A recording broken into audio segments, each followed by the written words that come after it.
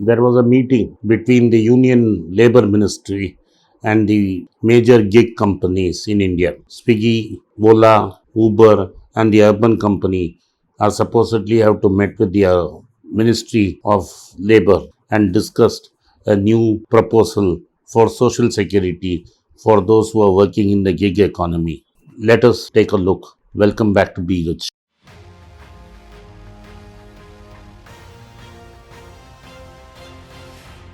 Who is a gig worker? A person who is not attached to a particular company is willing to provide a service which is sourced by a marketplace and is available at all marketplaces and to vend his wares and goes to a place where he gets the best option. The government says a person who provides a service on request and gets paid for it but is not part of a traditional employee employer relationship is a gig worker. In India today, most of the service jobs have been created by gig companies. These gig companies have become unicorns. That is, they are valued by more than $1 billion. Uber has already listed in the global markets. But worldwide, there has been a problem saying that the people who work there do not have labor rights and do not have any claim towards social security. The government of India has decided to set up a special social security fund by April of next year. Basically, this will provide social security to these people working in gig industry and also give them employee state insurance cover. What is the proposal?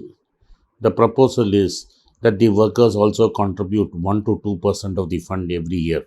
The companies will also contribute to the social security fund.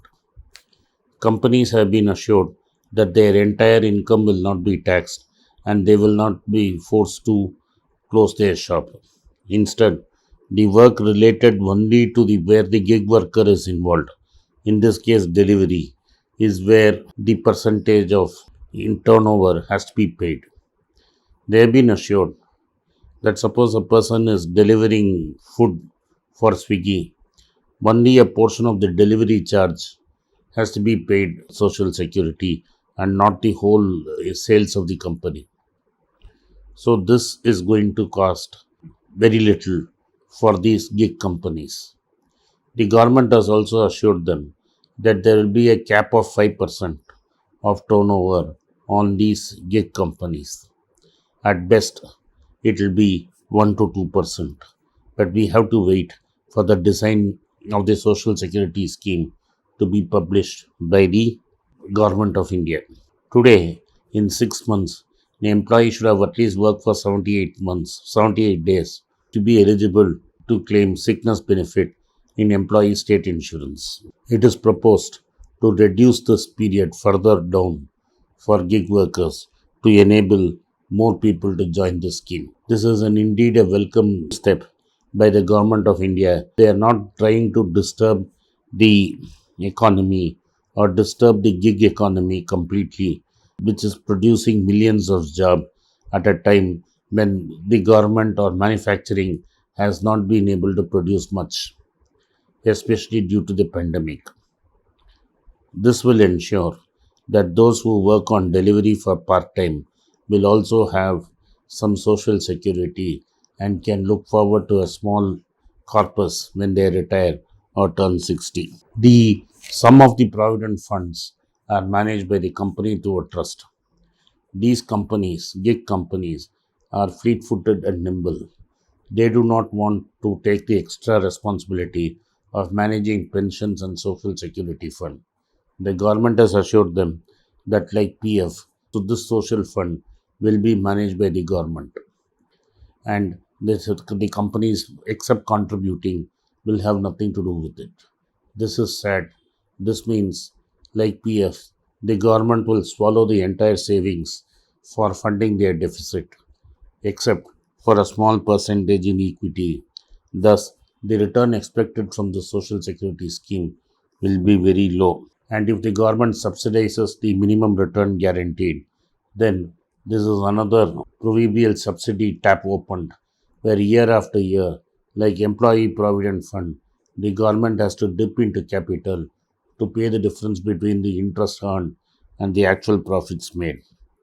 However, that's a small price to be paid so that millions of people working in this sector can be given social security. The companies who attended this meeting have said in the first year of operation, 1 million people will be enrolled immediately.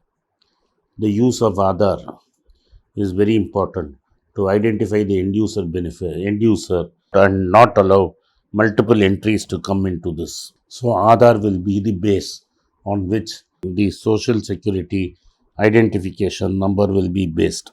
Apart from the companies I have named, there are companies like Amazon and Flipkart, which are also part of the gig economy. Even though they are marketplace, what they are going to have is that delivery is managed by gig economy and the customer care of Amazon or Flipkart is contracted to a third party. Same is the case with Swiggy, which has contracted its customer center care call center to a third party. How the third party contract will be affect the social security is something that we have to wait and see. Some companies like the Urban Company and the Swiggy already offer health insurance and accident benefits to their gig workers. Whether this will be stopped or whether this will continue is something which we have to see. But when you look at our overall scheme of things, that millions of people who were forced into this work because of the general unemployment and lack of growth in our economy are getting some social security in this. Welcome by one and all. Let us hope that the government does not botch up this. The biggest challenge in implementing this scheme is that the same worker will work with multiple vendors. I have seen this myself personally. The same driver will have two telephones, one on Uber and one on Ola. In the morning, he switches on both the telephones, where he gets the first call and where he gets the maximum incentive decides which gig company he'll work with. If Ola has an exciting offer and he can make more money today, then even if he gets the first call at Uber, he will stick to Ola that day. On the another day, if Uber gives him better incentive, he will be with Uber. Thus, the same guys also deliver for Swiggy and Zomato. It depends on the work of volume generated. So therefore, I do not know how this is going to be handled. Which company's social security will go to whom is something we have to ponder. If these companies are going to pay a percentage of turnover and not based on individual work numbers like a PF, where if I each it is based on the compensation paid to each employee, then how will this be divided among each employee is something which we don't understand at this stage. The government will have to say a scheme. What do I mean by this? If Ola does a turnover of 1 crore today on driver related business, it pays 2 lakhs. Each driver would have paid 1 or 2% of his salary. But how will the 2% from Ola get allotted to this driver is something we have to be say because for the next day he may be driving from Uber.